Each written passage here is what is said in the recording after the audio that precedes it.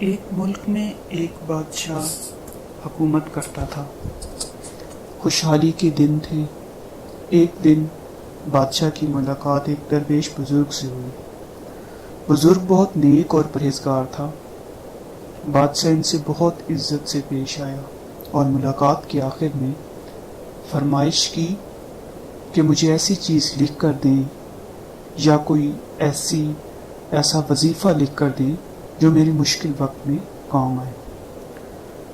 بزرگ خاموش رہا، لیکن بادشاہ نے جب انہیں بار بار کہا اور بہت اصرار کیا تو انہوں نے کاغذ کے ایک ٹکڑے پر کچھ لکھ کر دیا اور کہا کہ اس کاغذ کو اس وقت کھولنا جب تم سمجھو کہ اس کے آگے تم کچھ نہیں کر سکتے، یعنی اس کاغذ کو انتہائی مشکل وقت میں کھولنا۔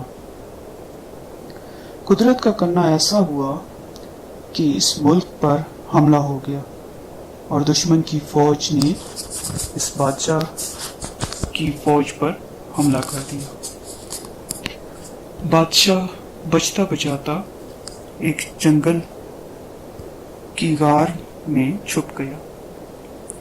دشمن کی فوج اس کے پیچھے تھی اور وہ تھک کر اس غار میں اپنی موت کا انتظار کرنے لگا۔ اچانک اسے درویش بابا کا دیا ہوا کاغذ یاد آیا۔ اس نے اپنی جیبیں ٹٹولی تو خوش قسمتی سے وہ اس کے پاس ہی تھا۔ سپاہیوں کی گھوڑوں کی ٹاپوں کی آواز اسے آتی سنائی دی۔ اب اس کے پاس وہ کاغذ کھولنے کے سوا کوئی چارہ نہ تھا۔ جب اس نے وہ کاغذ کھولا تو اس پر لکھا تھا، یہ وقت بھی گزر جائے گا۔ بادشاہ کو بہت غصہ آیا کہ بزرگ نے میرے ساتھ کیسا مذاق کیا ہے۔ کوئی ایسے بھی کرتا ہے؟ کوئی اسم اعظم ہوتا یا کوئی وظیفہ ہوتا، لیکن افسوس وہ کچھ نہیں کر سکتا تھا۔ اس نے تحریر کو کئی بار پڑھا مگر اس کی سمجھ میں کچھ نہ آیا کہ درویش نے ایسا کیوں لکھا۔ بالآخر اس نے اپنی تلوار اٹھائی اور سپاہیوں کا انتظار کرنے لگا۔ سپاہی آئے اور اس نے خوب مقابلہ کیا اور ان کے ساتھ ٹھیک سے لڑا۔ لڑتے لڑتے اس نے سارے سپاہیوں کو ختم کر دیا اور وہ وہاں سے بچ نکلا۔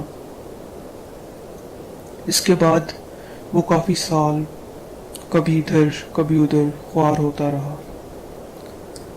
آخرکار اس نے ہمت کی اور اپنی فوج کو پھر سے اکٹھا کرنا شروع کر دیا۔ کافی سالوں کی محنت کے بعد فوج اکٹھی ہو گئی۔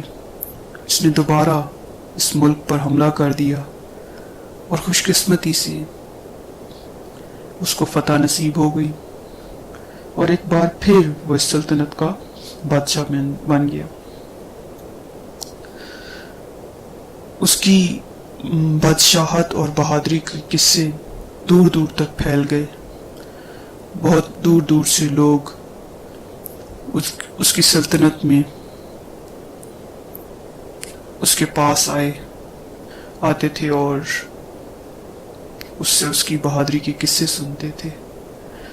تو وہ صرف ایک ہی بات کہتا تھا کہ میں اس بات کو ہمیشہ یاد رکھتا ہوں کہ یہ وقت گزر جائے گا، اور یہ بات مجھے اب سمجھ آئی ہے۔